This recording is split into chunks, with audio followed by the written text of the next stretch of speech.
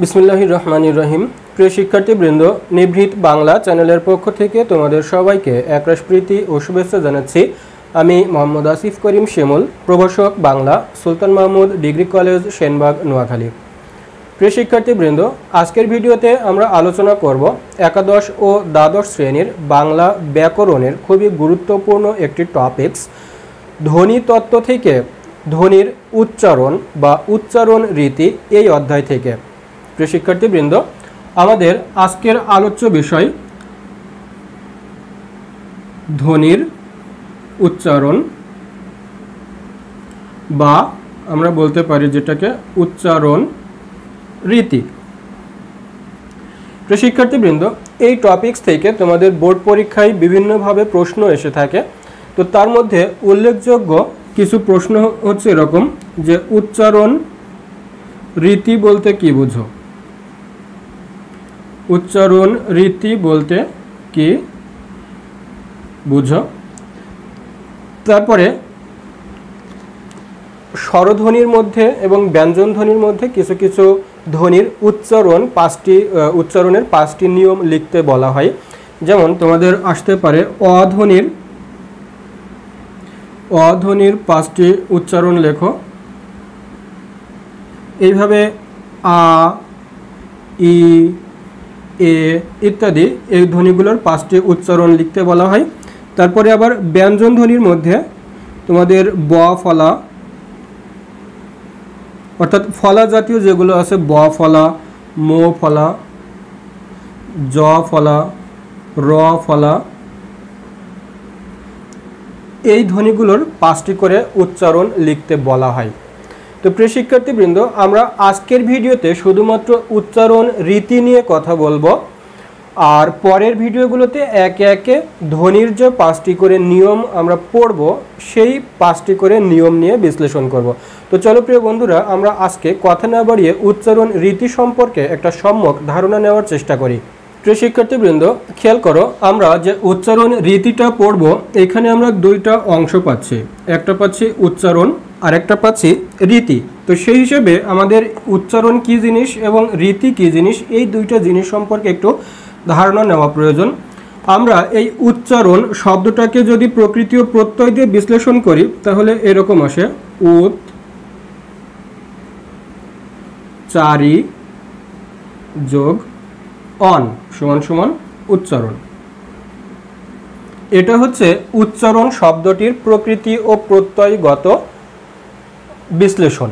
এখন এই যে উত যোগ ধাতু চারি যোগ অন উচ্চারণ, এই প্রক্রিয়াটার যদি আমরা শাব্দিক অর্থ বিশ্লেষণ করতে যাই, তাহলে এরকম আসে যে কথন, ব্যক্তকরণ, প্রকাশকরণ, কথন, ব্যক্তকরণ, প্রকাশকরণ ইত্যাদি ইত্যাদি, এই ধরনের অর্থ আসে। তাহলে আমরা উচ্চারণ বলতে আসলে কি বুঝতে পারি? বাকযন্ত্রের সাহায্যে ধ্বনির দ্বারা মনের ভাব প্রকাশ করাই হচ্ছে উচ্চারণ। খেয়াল করো, তাহলে এখানে কিন্তু প্রকাশকরণ বিষয়টা আসছে। আবারও বলছি, বাকযন্ত্রের সাহায্যে ধ্বনির দ্বারা মনের ভাব প্রকাশ করাই হচ্ছে উচ্চারণ। তাহলে আমরা উচ্চারণ দেখতে পাচ্ছি কি? আমরা উচ্চারণ দেখতে পাচ্ছি যে সেটা বাকযন্ত্রের সাহায্যে উচ্চারণ হতে হবে, এবং সেগুলো কিসের উচ্চারণ? সেগুলো অবশ্যই ধ্বনির উচ্চারণ। এই যে আমরা প্রথমেই যে কথাটা বলছিলাম, ধ্বনির উচ্চারণ, আমরা যখনই উচ্চারণ নিয়ে কথা বলবো, অবশ্যই সেখানে ধ্বনির উচ্চারণ নিয়েই কথা বলবো। প্রিয় শিক্ষার্থীবৃন্দ, যেহেতু কথা বলার জন্য বা উচ্চারণ রীতি পড়ার জন্য আমাদের ধ্বনির উচ্চারণ চলে আসছে, ধ্বনির উচ্চারণ, সেহেতু আমাদের ধ্বনি সম্পর্কে একটু ধারণা নেওয়া প্রয়োজন। ধ্বনি আসলে কত প্রকার বলতে পারবা? ধ্বনি মূলত হচ্ছে 2 প্রকার, একটা হচ্ছে স্বরধ্বনি আর একটা হচ্ছে ব্যঞ্জন ধ্বনি। স্বরধ্বনি এবং ব্যঞ্জন ধ্বনি। তার মানে আমরা যখন ধ্বনির উচ্চারণ পড়ব, তখন অবশ্যই বুঝে নেব যে একটা হচ্ছে স্বরধ্বনির উচ্চারণ আর একটা হচ্ছে ব্যঞ্জন ধ্বনির উচ্চারণ। এগুলো হচ্ছে উচ্চারণ। তো এখন আমরা বলছিলাম যে আমরা এতক্ষণ জানলাম উচ্চারণ, তাহলে রীতিটা কি হবে? রীতি শব্দের অর্থটা হচ্ছে মূলত নিয়ম। রীতি শব্দের অর্থ হচ্ছে নিয়ম। তো উচ্চারণ, এই উচ্চারণটা সঠিকভাবে যাতে আমরা করতে পারি, উচ্চারণের ভুল ভ্রান্তি যাতে না হয়, এর জন্য কিছু নিয়ম প্রণয়ন করা হয়েছে। সেই নিয়মের সমষ্টিটাকেই মূলত বলা হয় উচ্চারণ রীতি। আমরা যদি এর সংজ্ঞা বলি তাহলে সংজ্ঞাটা দাঁড়াবে এরকম: শব্দের যথার্থ উচ্চারণের জন্য কতকগুলো নিয়ম বা সূত্র প্রণীত হয়েছে। এই নিয়ম বা সূত্রের সমষ্টিকেই বলা হয় উচ্চারণ রীতি। আমরা এটা সংজ্ঞা হিসেবে বলতে পারি। তার মানে আমরা উচ্চারণ যেটা করব সেই উচ্চারণের জন্য কিছু ধারাবাধা নিয়ম আছে, সেই নিয়মের সমষ্টিটাকেই বলা হচ্ছে উচ্চারণ রীতি। প্রিয় শিক্ষার্থীবৃন্দ, আমরা এই উচ্চারণ রীতিটা কেন পড়ব, কিংবা উচ্চারণের যে নিয়মগুলোর কথা বলছি এই নিয়মগুলো আমরা কেন জানব? এর কারণটা খুব সিম্পল। একটু হিসেব করে দেখো, আমরা যে বাংলা ভাষায় কথা বলি, আমাদের বাংলা ভাষা মাতৃভাষা হওয়া সত্ত্বেও এর উচ্চারণের কিন্তু অনেক তারতম্য রয়েছে। এখানকার যে শব্দগুলো আছে, অর্থাৎ বাংলা ভাষার যে শব্দগুলো আছে, শব্দ সম্ভার আছে, সেই শব্দ সম্ভারে কিন্তু উচ্চারণের অনেক তারতম্য রয়েছে।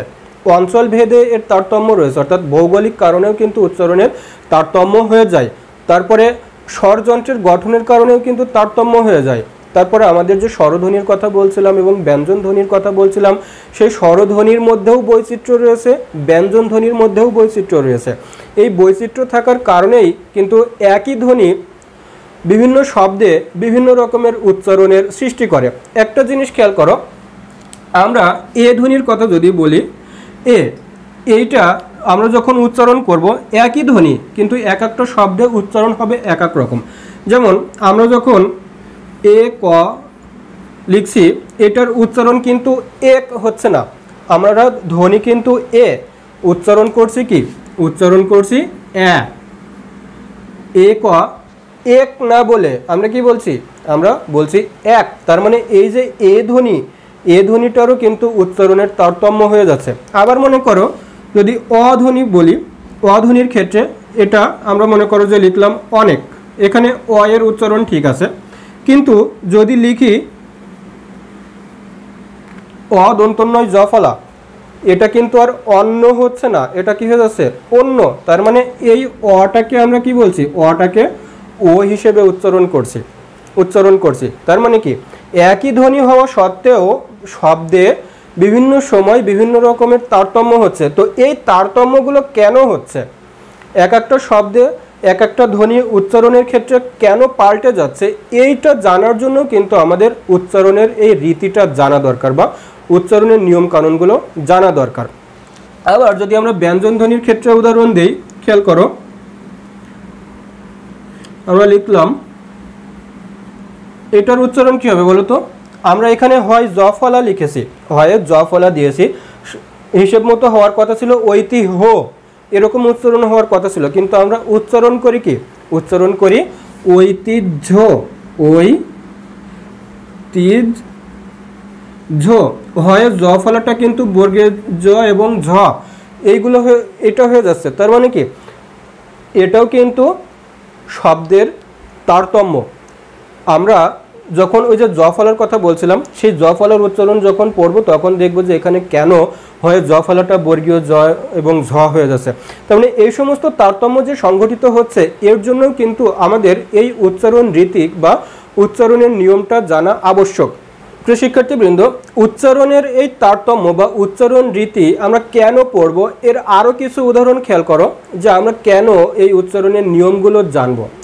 বাংলা যে বর্ণমালা আছে, স্বরবর্ণ এবং ব্যঞ্জন বর্ণ, আমি বলছিলাম যে স্বরবর্ণ বা স্বরধ্বনির ক্ষেত্রে যেমন বৈচিত্র্য রয়েছে, ব্যঞ্জন ধ্বনির ক্ষেত্রেও কিন্তু বৈচিত্র্য রয়েছে। কেমন বৈচিত্র্য? আমরা যখন ছোটোবেলায় স্বরে আপ, স্বরে অ, স্বরে আ এইগুলো পড়েছি, তখন আমরা যে বর্ণগুলো পড়েছি সেই জায়গায় দেখতে পেয়েছি যে হ্রস্ব ই, দীর্ঘ ই, দুইটা বর্ণ পেয়েছি। আবার হ্রস্ব উ, দীর্ঘ উ, এখানে এরকম দুইটা বর্ণ পেয়েছি। এখন এই যে দুইটা বর্ণ বা দুইটা ধ্বনি, এই দুইটা ধ্বনি দেখতে আলাদা, কিন্তু এদের যে মূল ধ্বনি বা ধ্বনিমূল সেটা কি? সেটা মূলত ই। এটার যে ধ্বনিমূল সেটার ধ্বনিমূল কি? উ। তার মানে আমরা যদি এখানে লিখি সাপোজ রস্বই দিয়ে ইলিশ, ইলিশ, আর দীর্ঘই দিয়ে ঈদ। এখন আমরা লেখার সময় দেখতে পাচ্ছি যে সেখানে ধ্বনি বর্ণ দুইটা আলাদা আলাদা রকম দেখতে, একটা রস্বই আর একটা দীর্ঘই। কিন্তু যখন উচ্চারণ করছি, উচ্চারণের সময় কি ধরে নেওয়ার ক্ষমতা আছে যে আমরা রস্বই উচ্চারণ করছি নাকি দীর্ঘই উচ্চারণ করছি?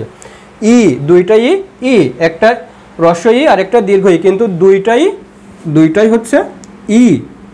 আবার এখানে যেমন রস্বও আছে এবং দীর্ঘও আছে। রস্বও দিয়ে সাপোজ একটা উদাহরণ দিই, উত্তর। আবার এখানে মনে করো 69। এই যে রস্বও এবং দীর্ঘও বর্ণ দুইটা দেখতে আলাদা, কিন্তু মূল ধ্বনি কি? মূল ধ্বনি দুইটারই উ।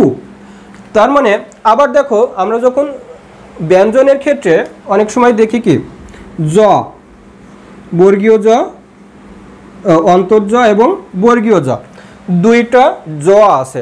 এই দুইটা জয়ের মূল ধ্বনি কিন্তু একটা, সেটা কি? জ। আবার স দেখো, স আছে তিনটা, তালব্য স, মূর্ধন্য স এবং দন্ত স। এই স তিনটা ধ্বনি বা তিনটা বর্ণ থাকা সত্ত্বেও মূল ধ্বনি কিন্তু একটাই, সেটা কি? স।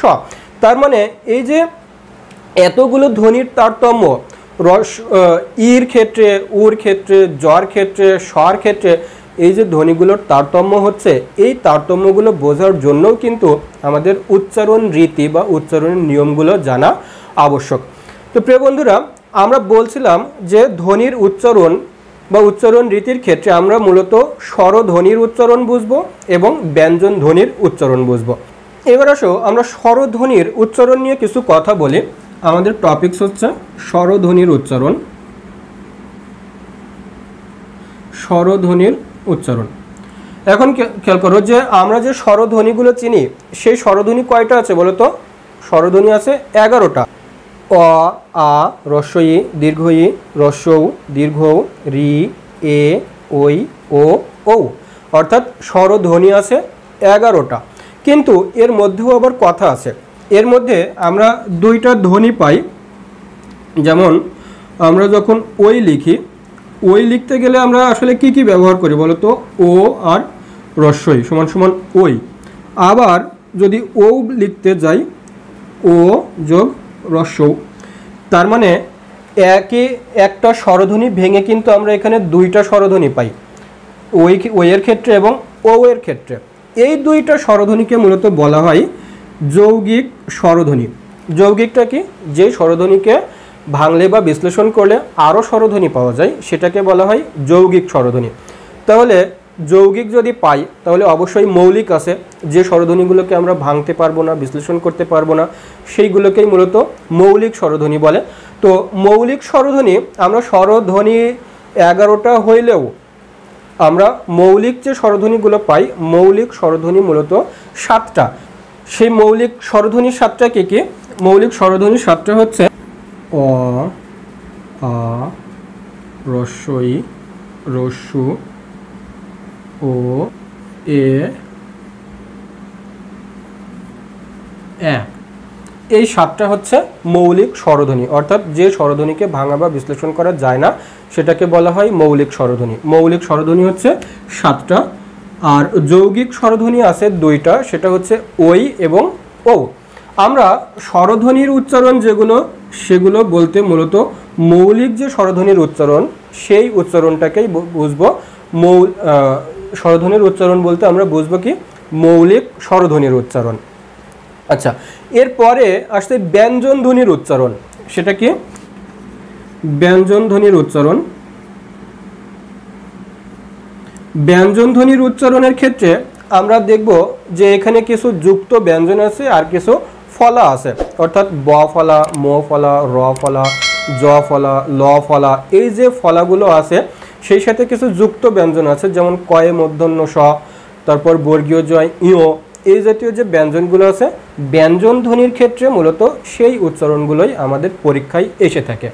অর্থাৎ আমাদের পরীক্ষায় যে বিষয়গুলো আসে মূলত সেই উচ্চারণের নিয়মগুলো নিয়েই আমরা পরবর্তী ভিডিওতে কথা বলবো। তো প্রিয় শিক্ষার্থীবৃন্দ, আমরা আজকের যে ভিডিওটা এটা যদি আরও একটু সামারাইজ করি তাহলে আমরা দেখতে পাচ্ছি যে উচ্চারণ রীতি, উচ্চারণ শব্দের আবিধানিক অর্থ হচ্ছে প্রকাশকরণ, ব্যক্তকরণ ইত্যাদি।